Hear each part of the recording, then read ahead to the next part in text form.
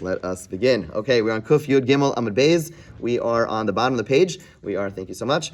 We are talking about clothing, and there's a pasuk over here, a pasuk which we should be thinking about more these days. It's a pasuk that describes the punishment that befell the army of Sancherib. Okay, so what is the army of Sancherib is as follows.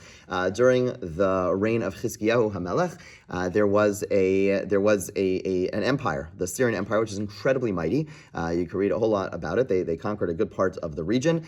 They were also incredibly brutal. They were the ones who, as we know, exiled the 10 tribes. There are pictures of and they had a very simple but wise approach, and that was that instead of conquering a region, what they would do, now they conquer a country, they recognize that people are going to protest, are going to riot eventually. So what they would do is they would move people. That's why it wasn't just the 10 tribes that were moved out of the region. Every single country that they conquered, they took the people and kicked them out of that place, because it's one thing to have an uprising in your own home. You feel like a little more connected. When you're somewhere else already, then you're struggling. You're trying to just float, and therefore it was much easier for them to keep everyone at bay. And they were very known to be extremely fierce. The pictures from that region, the paintings from that region, is you see people, again, not just the 10 tribes, but all the different countries that the paintings of their victories, you see people being led into exile, okay? And the way they would take them into exile is they would want to keep people together. They would hook them by their chins. They would hook them by their chins, person to person. Okay, this was a very, very, very vicious, cruel kingdom, and they basically come and they besiege Yerushalayim. They do it once, then the king of Assyria gets called, and they do it a second time, and they are besieging Yerushalayim, and it's over. I mean, Assyrian empire is everything, and then this incredible miracle takes place, that the entire army gets wiped out. They all either die or run. Some of them die, some of them run, and it's insane. It's incredible, right? If you remember yesterday when it said Vatosar b'mei Chizkiyahu, remember it said that there was leftovers from the time of Chizkiyahu. There was a reference to is that the army of Sancherib, just to give a little bit more context, it was they besieged Yerushalayim, and then they got called for another war, and then they came right back. But they won that last war, and so they came with all their spoils from that last war, and then they die at the foot of Yerushalayim, and then the Jewish people come out after months of famine, where people are the description of people eating their own children who died, terrible, and this incredible turnover where they now are exceptionally wealthy, and they are seen as the most powerful force because they just overcame this mighty army. And just, you think about, there's all these Gemaras about Chizkiyahu, that the need for Chizkiyahu to sing, to say Hallel, to appreciate, what we just went through on Friday is just mind-blowing. And we need to just take a moment just to appreciate. Maybe not that same level of power, but you think about the strength of and the fear that people have been describing. What our fear should be about Hezbollah, and Hamas is the kid stuff, and Hezbollah, and every second some new guy pops up his head. They drop a bomb in his head, and they're I don't know. It's wild. It's wild, and we just need to really truly appreciate the times that we're in, and we should probably learn some Gemara now. Okay, so V'sachas Kvodos, the end of Kuf Yud Gimel Amud Beis, it describes the punishment that befell the people of Sancherib, the Assyrians. V'sachas Kvodo Yekad Yikod Kikod Eish. So it says, and beneath his honor there should be kindled of the flame like the burning of a fire. Okay, so this is Yeshaya speaking about the punishment that's going to happen. Yeshaya was the prophet that lived during that time. What is going to happen to those people? There's going to be a fire literally under his honor. Okay, so what does that mean? Amar Rav Yochanan, v'sachas kevodo, under his honor. Tachas couldn't be meant under, v'lo kvodo mamish, but not his actual honor. So what does that mean? Rav Yochanan is basically saying that under his clothing will be burnt, but his clothing will not be burnt. So he suggests, there's different opinions about what happens to the army, but Rav Yochanan suggests that what happened is that they died, their clothing was not affected, they themselves got burnt, maybe it was a plague of some sort, their clothing remained intact, meaning there are different ways they could have died. They could have died by a massive fire, they could have died by some bombs falling on their huge tents, but that wasn't what happened. Their clothing remained intact, Tachas kavodo, under their honor. Remember, Rav Yochanan is the one who keeps on saying that kavod, honor, represents clothing. Under their honor, under their clothing is what gets burnt by a fire, seemingly like a plague, but the clothing remains intact. We'll come back in a minute why that was important, that the clothing remained intact. Okay, Rav Yochanan Tamei, this is Rav Yochanan consistent with his reasoning. Rav Yochanan Karle Mani Mechabdu Sai, he refers to clothing as those things that honor me. Rav Elazar says actually the same thing, but he just reads the pasuk differently. Omer, he says, V'sachas kevodo, tachas kevodo mamish. Literally, tachas sometimes means under, but in a more literal sense, it means in place of his honor. Honor, according to Rav Elazar, is not a reference to clothing, but rather honor is when we think of a person, what's their honor? The honor is themselves, the body, the person. So v'tachas kodo means in the place of the honor, that's what was burnt up. but not anything else. Also saying that the body was burnt, the clothing remained intact. Rav Shmuel ben Achmini amar tachas kvodo. What does it mean under his honor? Kisreifas b'nei Aaron, just like the burning of the two sons of Aaron, Malalan, Sreifas neshama v'guf kayam, just like there, the soul was burnt and the body remained intact. Afkan Sreifas neshama v'guf kayam. Here too, the soul was killed, the soldiers died, but their body remained intact. Now, why is this? Why is it that the punishment over there they could have done in so many ways? Why is it that there was this big emphasis on their clothing remaining intact, their body remaining intact, but according to most opinions, their clothing remained intact? So two interpretations. One is that Sancheriv and the Syrians are descendants of Shem. Shem is the son of Noach, who we know that after Noach debases himself after the flood, Shem is the one who says, I'm going to cover my father, I'm not going to gaze at him, I'm going to give him respect through clothing. And you see this concept that when we think of reward and punishment in this world, you could have a sense of reward, at the same time that they're being punished severely for what they did. At that same moment, there is also a sense of justice in the world. This is the end of the Assyrian Empire to some degree, but there also is there is some benefit that they must receive as being descendants, that they are the prime descendants of Shem. They have to get the reward over here that their clothing remains intact, right? So there is complete justice. At the same moment they're getting punished, there also is justice for the good that they and their ancestors did. Sometimes it takes centuries to see it, but there's going to be justice. Additionally, the commentators point out that it was important for the Jewish people. This is similar to what we see after the Yam Suf. The Jewish people, they cross the Yam Suf, and the Midrashim tell us they're scared. Okay, maybe they don't know the Egyptian side. Okay, maybe they died, but maybe they actually just walked out the other side, right? We have no idea that they died, and therefore the Midrashim tell us that alluded to in Az Yashar is that Hashem spits out the bodies onto the banks of the water so they could be comforted. So similarly over here, there's this notion that they want to see the dead, meaning if they were just completely consumed, if they were completely blown up, we don't really know. Did they die? Did they not die? If they run off, but they're there, they see the corpses, they see the army dead. Then that gives them a sense of confidence that they are truly done with. Aaron's son, but they didn't actually.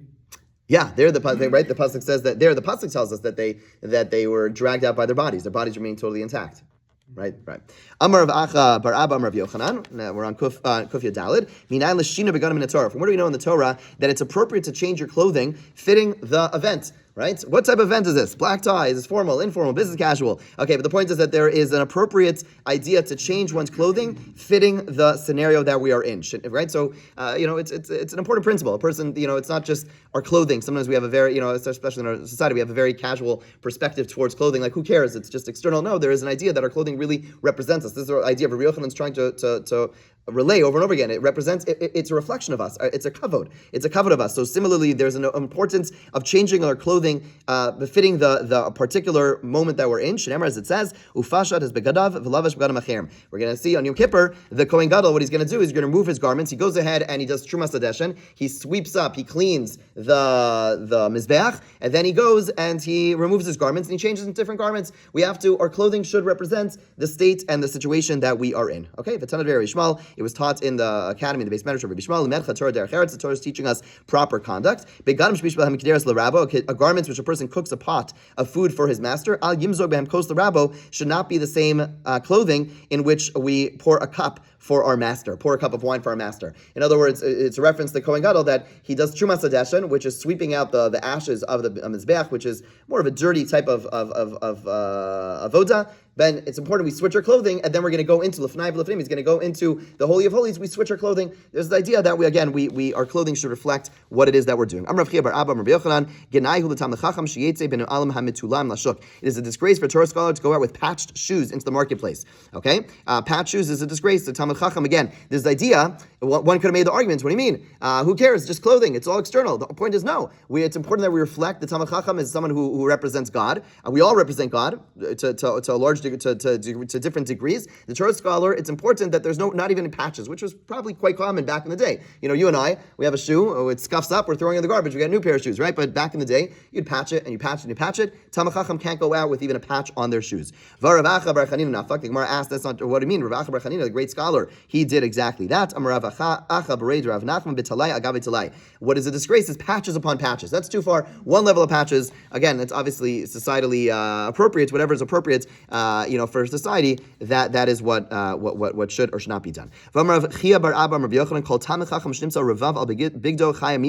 Any Torah scholar whose garment has a grease stain, A grease stain is liable to death. Okay, it's liable to death. You go out with a grease stain, you're chai misa shnemar, kol misanai ahavu maves, all those who hate me love death. Okay, so al tikre misanai, don't read those who hate me, ela masni ai, those who cause others to hate me. What does this mean? What this means is that Talmid Chacham is seen as a representative of God, and therefore, if they do something which is unbefitting, if they do something which is, they say, oh, this person's like schlumpy, this person doesn't represent themselves in a smart way, in a beautiful way, then ultimately it represents the Torah in a certain way, right? And it's not, I would say, it's not just true for Talmid Chacham. Anytime we go out as the public, we represent God. There's the notion of Kiddush Hashem, that we represent God, and if people say, oh, Jewish people, Orthodox people, they do not care about their dress, they don't care about the way they look, then this causes people to hate God. Rav Herman Neuberger used to tell the students in Ner Yisrael to tuck in their tzitzis. They're talking their sisters because he said, people were dressed formally, and in the 60s and 70s, 60s, I should say. In the 60s, told people to tuck in their sisters because he said, people are going to look at you, you're strange, you misrepresent, that's a misrepresentation. Oh, I'm doing a mitzvah. No, it's a misrepresentation. Eventually, he said, society dresses kind of funny nowadays, so he didn't care anymore. But he said, you don't stand out, people are dressed in much stranger things. But if you're going to a place where people are dressed in a certain way, then even wearing tzitzis out would be seen as, oh, I'm doing something good. It doesn't matter. The point is that you're misrepresenting God and causing people to hate God. Ravina Amar Ravad Itmar. According to Ravina, different interpretations. Some say it's a reference to a stain of semen. Some say it's a reference to blood that could be seen as perhaps blood of a nida, and people would either assume that one way or another person is the people would see the Torah scholar and think and assume that they were engaged in something they should not be engaged in. V'lo pligi, Rav Yochanan and Ravina, these two interpretations do not disagree. Ha begalima, one is the upper garments. In the upper garments, there shouldn't even be any stain whatsoever, even a grease stain, habilavusha. But on a lower garments, undergarments, there could be a grease stain because people don't expect those garments, like an undershirt, to be as clean. Habilavusha, lavusha is like the undergarment. There, even having a semen stain or a blood stain is seen as, someone might see that, and that is disgraceful, and therefore the Talmid Chacham cannot, and again, I would extend it, really, all people should not have such a thing. What does the pasuk mean? The pasuk says that my servant Yeshayahu walked around naked and barefoot. Now, obviously, he did not go around naked. That cannot be. Rather, when he is going around showing a sense of mourning, but clearly he didn't walk around unclothed. So what does it mean? Aram b'vgadim beluim. He went around with worn out garments. And when it says he went barefoot, he went with patched shoes. Okay, fine. Let's go a little bit further about, we're going to go into a bit of a halachic discussion about grease, but it's going to bring us back to the idea relevant to Talmidei Chachamim. It's not Hasim was taught in the Mishnah, Revav al hamardeach chotzetz. Okay, so general rule about chatzitzos. Whenever you immerse something into a mikvah, there can't be anything that stands between the waters and the object. Okay, very important when it comes to tevilas kelim. People oftentimes will, the stickers. You have a sticker on a glass jar, whatever it is, a metal jar. You have to take it off, and not only the glass, but sometimes there's a little bit of guck, stickiness, and it's important to try to wipe it off. It comes to a point where it's something where you wouldn't care about it, then it's not chotzetz, but sometimes you have something really sticky. You're not going to put something really sticky on your table. It's important to really scrape it off. Gugan is like God's gift to tevilas kelim. Okay, fine. So the bottom line is that, so here we're talking about different things which are chotzetz. What is that? One of the things is grease. Grease on a saddle cloth of a donkey is a chatzitza. As long as it's large, only chotzetz if it's larger than an Italian isser. Okay, it's a certain coin. If it's smaller than that coin, that's too small, right? And the same would be true for a chatzitza. If it's something so insignificant, by the way, again, if you were tovel your kli, and there's one tiny piece of glue that you really wouldn't care about, it's not chotzetz. Okay, it's only if it's something substantial. So if it's smaller than that size, it's not a problem. Val begadzim, but if you're immersing garments, mitzad echad eina chotzetz. If it's grease on one side, it does not intervene. Mishnei tzadim chotzetz. If it's enough grease that it went through both sides, right? You have a stain which is very light and it just hits one side, but you're not going to see another side. If it's deep, it's large enough, it goes to both sides, then it's a chatzitz. Rabbi Yehuda Omer Mishmar Mishmal af mitzad echad chotzetz. That Rabbi Yehuda disagrees and says even if it's a grease on one side, it is a chatzitza. It does intervene between the water. Ask the Gemara Bamine Rav Shimon ben Lakish Rabbi Chanina mardas mitzad echad o mishnei tzadim. When the Gemara talked about, when the Brisa said that a grease stain on a saddle cloth, is it only on one side, or is it if it's on both sides? Right? Which one is it? Is it enough that it's if it's just enough that it's on one side, or does it have to be enough that's going to be on both sides? Amrle says Zolo Shamati. I never heard anyone explicitly rule on this. However, Keyotzi Bashmati, I heard something similar. Tzan was learned in the Taught in the Mishnah. Rabbi Yossi Omer Shel Bana'in Mitzad Echad. The garments of Bana'in. We'll define what Bana'in are in a moment. That when you have garments of people who are Bana'in, then a stain intervenes even on one side. Vishal Bor Mishnei Tzadin. A bor is a bor, like a non-scholarly, like just simpleton, then the grease will only intervene if it's on both sides. So that's the end of the brisa. Okay, the Mishnah, excuse me. And then Rav Chanina, responds. He says, "Velote mardas chashuva mi bigdo shel am haaretz." And it can't be that a saddlecloth, which is seen as like a saddlecloth, is not like a clean type of clothing. Saddlecloth is you put it on a donkey, on a horse. So it can't be greater than the garments of an ignoramus. And if we say by an ignoramus, it's only enough grease that it goes on both sides. So it must be that for a saddlecloth, it has to be enough grease that it's thick enough, enough that it's going to be a large enough volume that it's on both sides. Yeah, makes sense? Okay. Now the Gemara says, "My banaim." Who are these banaim that we just referenced? Rabbi Yochanan, Elu Talmidei Chachamim. These are the Torah scholars. And the Mishnah again was saying that a stain, a small grease stain, even on one side, even a little bit of grease, that is already seen as a chatzitza because Torah scholars should not have any stains. Why are they called bana'in? From the word banoi, building. She'oskim b'vinyan she'olam kol yimei, because they are occupied with the building of the world all their days. Okay, from Rabbi Yochanan. And now we have some discussion about Torah scholars and their garments. Okay, so there's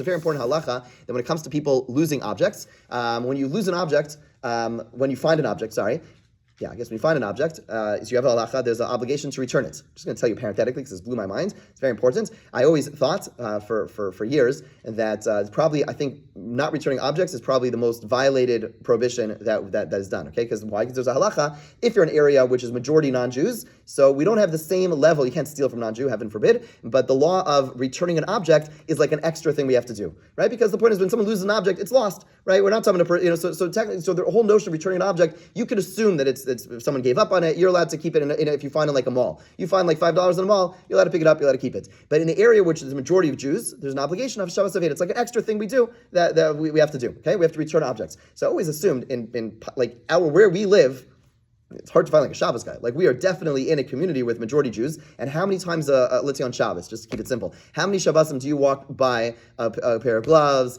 a passy, a bottle, this or that, whatever it is, and what do? We walk by. Maybe if we're in a good mood, we'll pick it up and we'll put it on the side so no one steps on it, right? But when was the last time you went ahead and you found it, you picked it up, you put a little sign on one of the things? No, that's sort of the weird people, right? Like we don't do that, right? But we are over on Aver, Lo Sisalem, a few weeks ago. We're in the Torah. You're not allowed to look the other way. It's a negative prohibition. I thought like we were over this all the time. And someone why are we talking about this? Oh yeah, because when you find an object, when you find an object, so when you announce that you found an object, the person has to go ahead and give you a siman. They have to give you a sign that it's theirs. They have to have something unique. Okay, it was a blue pasty which had a little like nick in it. Okay, fine, we give it back to you. There's a halacha that a scholar, someone who's really seen as a scholar, they have enough credibility. They don't have to give a siman. If they see it, they say, it's mine, we could trust that. In other words, someone who really has impeccable, if Rabbi Rimon comes along and says, this is mine, we'll give it to him. We don't have to say, you had a siman. I recognize it. That's enough.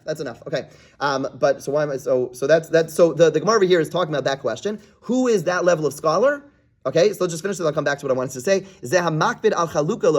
This is someone who is particular that if they're wearing their shirt inside out, which back in the day wasn't so relevant. You and I, if we're wearing our shirt inside out, you look strange. Back in the day, their shirts were more or less similar. It's just like a little bit of the seam. It's like, a tablecloth. When I put out the tablecloth in my house, I put it like inside out, and my wife will come by, roll her eyes, and like flip it over, right? Because I got the little seam at the ends. It looks the same. It looks pretty on the other side, personally. But whatever, it's a little seam. So the Talmid Chacham is someone who is so makpid, so careful about the way they dress, they turn it over. That person, if they recognize B'tzvias Ayin, it's okay. So just, again, parenthetically, very important tangent, someone's telling me that someone just met with Herschel Schechter, who's working on an app to help people when they find objects. There's an OU app they're working on, and the guy, I don't know who it is, but he asked her. So he had an interview with Schefter, and he said, "Did it go through the impact accelerator?" No. Okay, fine. Okay, got it. Okay, but basically he went and he asked for Schefter, so he's asking him all these halachos about finding objects, and he said nowadays you lose a pasty, you completely give up on it. In the Gemara's time it says shava pruta. He says that doesn't apply anymore.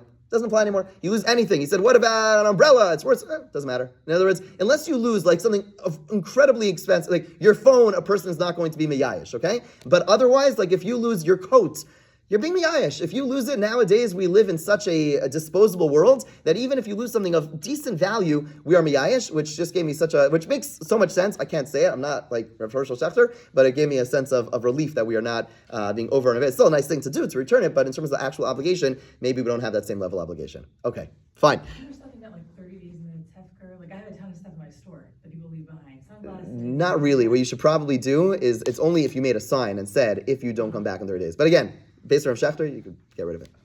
But you should probably put a sign. We try to put up a sign in the show.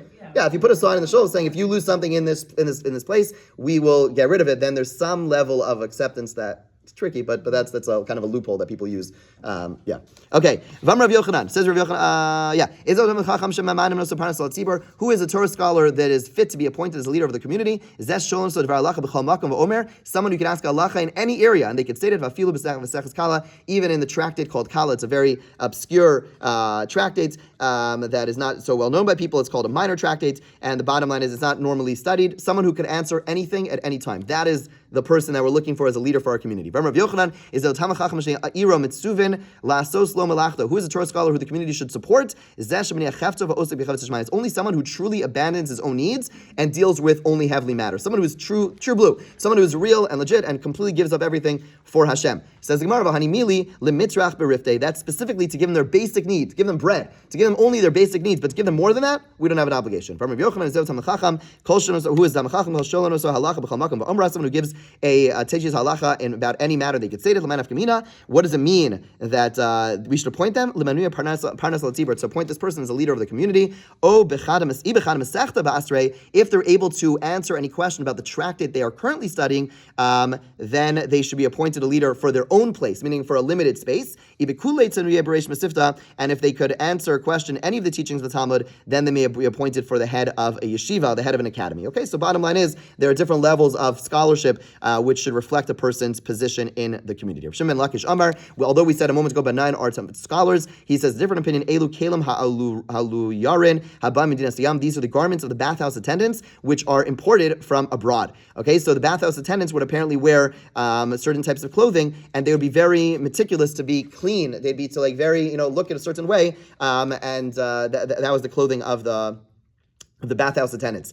Says the Gemara, so l'meimar dechivar ninu. If you're going to tell me the issue, again, the Mishnah that this all began with was saying that if there's a grease stain on the clothing of a banaim. Now, to see a grease stain, you typically need to have white clothing. So the Gemara says, wait a second, that means the garments of the bathhouse attendants are white? How does that make sense? Amar lehu Rav Yana levanav. Rav Yana said to his sons, Banai, my sons, don't bury me in white shrouds nor in black shrouds. Okay, don't put me in white ones, for perhaps I will not merit to sit with the righteous ones in the afterlife, and I'll be like a chasan among the mourners. Okay, so there's this assumption over here that whatever this means, a little bit esoteric, but in the world to come, there are going to be people are going to be dressed in different clothing, and he's afraid if you put me in white clothing, then I'm going to be dressed like all dressed up in a place where everyone's dressed in dark. I'm going to be in a bad place, like in Gehenna, where everyone's getting burnt to the bottom of the pot. They're going to be in black, and I'm going to be dressed in white. Okay?